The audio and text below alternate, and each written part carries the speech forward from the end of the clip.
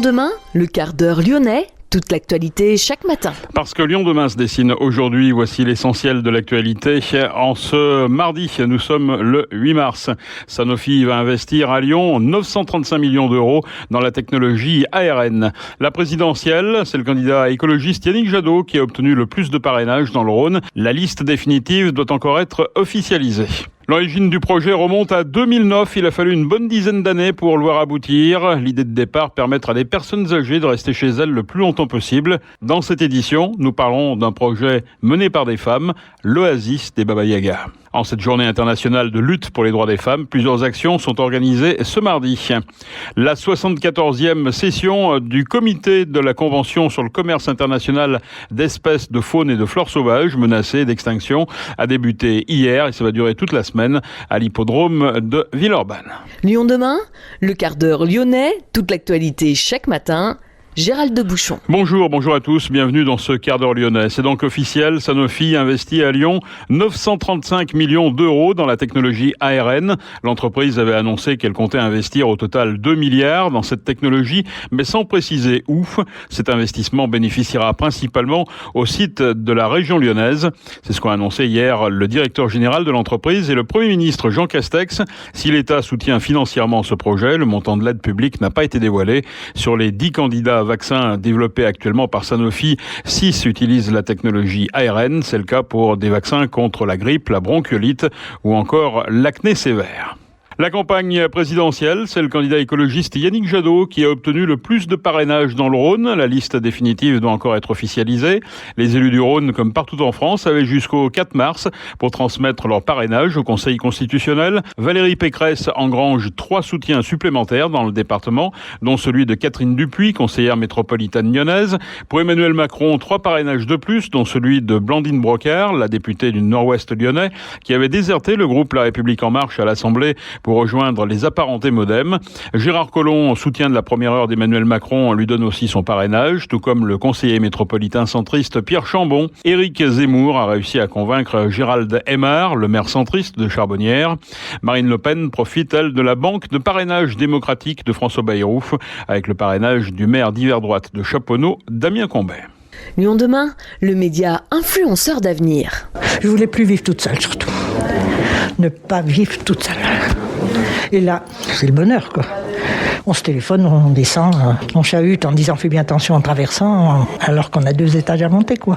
Les anciennes se sont battues, on peut dire, des années pour que ça continue. En une demi-heure, je fais mes courses, je vais à la pharmacie, je vais chez le docteur, je vais au théâtre, je vais au cinéma. L'origine du projet remonte à 2009. Il a fallu une bonne dizaine d'années pour le voir aboutir. Et Marcel est particulièrement satisfaite du résultat. Et l'idée de départ était de permettre à des personnes âgées de rester chez elles le plus longtemps possible. Être célibataire, autonome et à la retraite sont les conditions indispensables pour intégrer l'Oasis des Baba Yaga. Pour faire fonctionner le projet, il y a une association et une charte qui établit les règles de vie commune basées sur des valeurs de bienveillance, solidarité, citoyenneté et écologie. Au final, une résidence comportant 20 T2. Les résidents sont quasiment exclusivement des femmes âgées de 60 à 87 ans.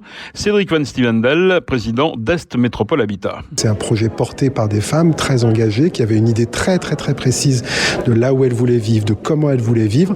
Et il a fallu construire la réalité de cela avec elles. Donc c'est une aventure assez passionnante dans laquelle à la fois les équipes d'Est Métropole Habitat, de la ville de Saint-Priest, tous les partenaires des collectivités se sont mobilisés. Voilà. Donc c'est une première et j'espère qu'il y en aura d'autres. C'était quoi les embûches alors pendant 10 ans ? Les embûches, c'est que en fait, quand vous mettez plusieurs personnes autour de la table sur comment est-ce que je veux habiter demain, c'est pas facile de se mettre d'accord sur comment on veut habiter. Imaginez vous retrouver avec 5 ou 6 personnes en se disant tiens, moi je pense que bien vivre dans un logement, c'est un logement comme ça. Moi je pense que c'est pas tout à fait comme ça. Moi je veux plus l'autre balle. Voilà. Et donc c'est ça le collectif qu'il a fallu construire. Il y a eu un travail assez fin qui a été mené avec l'architecte, avec une personne qui était en charge de faire le lien entre la demande des habitants et l'architecte, parce que faut aussi savoir parler à l'architecte. Faut transformer des idées, des rêves en des choses concrètes pour l'architecte. Et il a bien joué le jeu. Donc c'est pour ça que c'est plein de choses très particulières. Ça peut être renouvelé, sans parler d'être généralisé, bien entendu. Ah oui, moi je pense qu'il faut que ça soit renouvelé parce que c'est extrêmement important d'avoir de l'habitat locatif, donc à des loyers maîtrisés et avec des gens qui se projettent ensemble sur la question du vieillissement. La question du vieillissement est un enjeu majeur pour la société française. De plus en plus de personnes âgées souhaitent rester à domicile et ne pas finir, comme l'a très justement dit, je ne sais plus si c'était Jacqueline ou Marcel, mais en disant « je ne veux pas finir ma vie entre les bras d'une soignante épuisée ». Enfin, c'était très fort comme mot.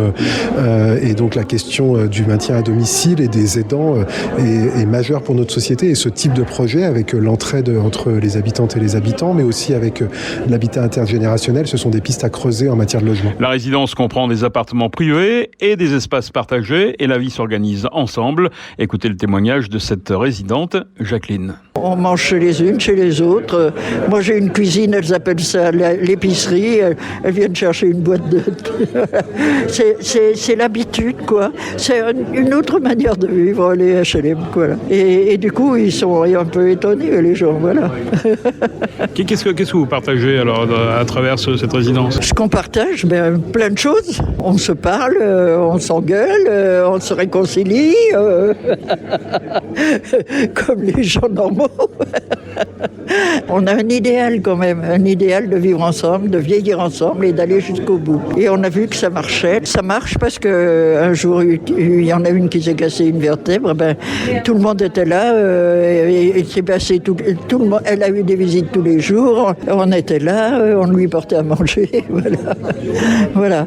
Quand quelqu'un a un peu de fièvre, au lieu de faire accourir les enfants, voilà. C'est aussi pour protéger un peu les enfants parce qu'on sait que la vie est dure maintenant, hein, et que quand on a des enfants, quand il faut tout quitter pour venir voir sa mère, et puis moi j'avais fait des formations pour accompagner les gens en fin de vie, et je m'étais rendu compte dans les EHPAD, les gens passent leur temps à attendre que leurs enfants viennent, et quand ils viennent pas, c'est le désespoir, quoi. Il y a que ça, quoi. Alors je me disais quand même, c'est autre chose, quoi. Là on va jouer, on est tout seul, on va jouer au Scrabble chez la voisine.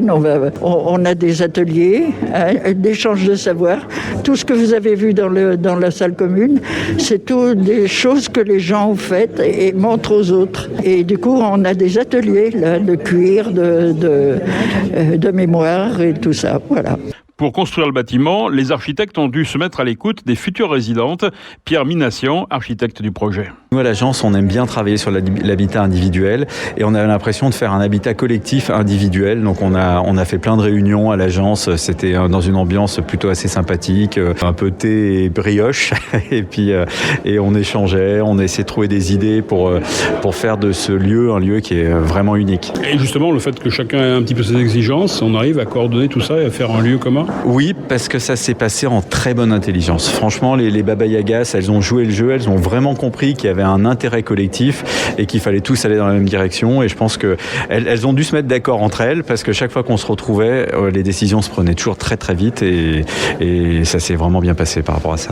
Alors, résultat, c'est un bâtiment qui est à la fois traditionnel mais avec ses particularités également ?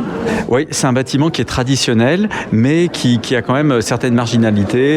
Aujourd'hui, le logement collectif, c'est quelque chose qui est très normé, ils sont tous un petit peu pareils, ils fonctionnent tous sur le même principe et celui-là, il est très différent. Il y a plein d'espaces collectifs, il y a des zones à vivre, les parties communes sont des vrais espaces de vie, ce qui n'est pas le cas dans du logement collectif et on leur a prévu des espaces collaboratifs, des espaces de jeu, des espaces de rencontres, des espaces extérieurs, des jardins. Donc c'est un vrai petit lieu de vie, c'est une mini-ville dans la ville. La résidence des Baba Yaga est située en plein centre de Saint-Priest. Elle s'inscrit pleinement dans l'opération de renouvellement urbain. Gilles Gascon, le maire de Saint-Priest. Cette résidence va permettre d'accompagner ce renouvellement avec une vie de nos seniors qu'on n'avait pas l'habitude de connaître. C'est une conception différente de cohabitation et au cœur d'un NPNRU qui effectivement où nous aurons le plaisir de les accueillir et de pouvoir les accompagner. Elles sont à 50 mètres du tramway, même pas. Toutes les commodités, l'économie locale du centre-ville avec des pharmacies, des médecins, etc., des épiceries, boulangeries, leur permettent de pouvoir consommer en toute tranquillité à pied. Tout est à proximité. Donc c'est un vrai bonheur, et pour elles et pour nous. La plupart des résidentes a choisi de rejoindre les Baba Yaga au décès de leur conjoint pour rompre la solitude et l'isolement. Le résultat est à la hauteur et l'expérience a renouvelé. En cette journée internationale de lutte pour les droits des femmes, plusieurs actions sont organisées ce mardi. Le collectif Droits des femmes 69 appelle à une grève féministe ce 8 mars. Un rassemblement est prévu dès 16h30 place des Terreaux à Lyon, mais le départ de la manifestation aura lieu à 18h en direction de Bellecour. Avant un retour au Terreaux, la CGT 69 et son collectif Tous des Lyonnes organisent un rassemblement à 15h40, heure à partir de laquelle chaque jour les femmes travaillent gratuitement. Le rassemblement se déroulera devant le square de l'Estrin, quai aux Gagneurs, aux abords de la préfecture, à l'issue de la manifestation Santé Action Sociale, qui quant à elle partira de l'Agence régionale de santé.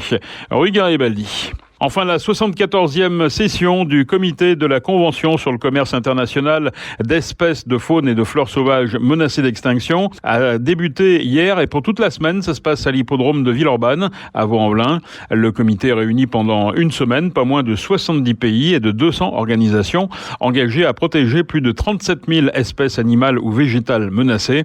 Les travaux ont commencé hier pour permettre d'avancer sur des sujets comme l'ivoire ou la protection des forêts. Une nouvelle étude sur le commerce illégal des jaguars sera présenté et les questions relatives aux espèces d'arbres, aux éléphants, rhinocéros, guépards, anguilles, tortues marines, hippocampes et pangolins seront débattues. Selon le CITES, plus de 30% des espèces d'arbres à travers le monde sont menacées. C'est la fin de ce quart d'heure lyonnais. Merci de l'avoir suivi. On se retrouve demain, même heure, mêmes antennes. En attendant, passez une excellente journée.